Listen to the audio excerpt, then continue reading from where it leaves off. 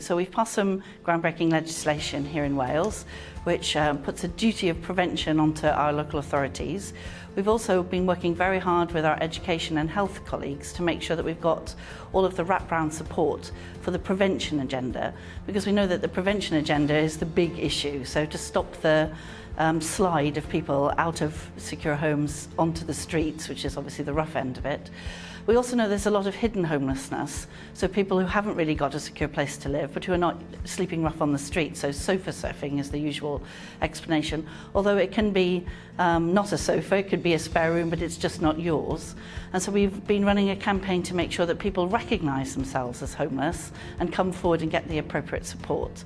And then at the other end, we're also making sure that through our innovative housing programme, we're looking to build specific accommodation, particularly for young people who need support and friendship groups and all the things that young people need, so that we can get bespoke accommodation for them, so that if they do find themselves on the acute side of it, that we get them into rapid rehousing with all of the services wrapped around them. And that includes also mental health and substance abuse services where appropriate.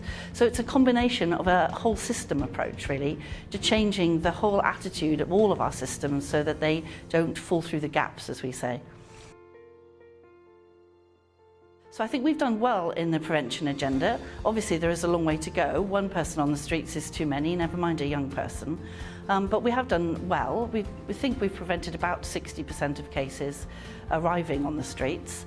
40% is way too high though, so we've still got a lot to learn. We're looking now at moving to a housing first policy, so that is making sure that people get into secure housing, but also have all of the wraparound support services to keep them there. Because it's not enough to just be put into an empty box. You need all of the things that people need for a successful home. So it's about learning how the best way of getting our public services to work together is, and where we can learn from other countries, we're happy to do so, and where we can show other countries how we've integrated, we're very happy to share that as well.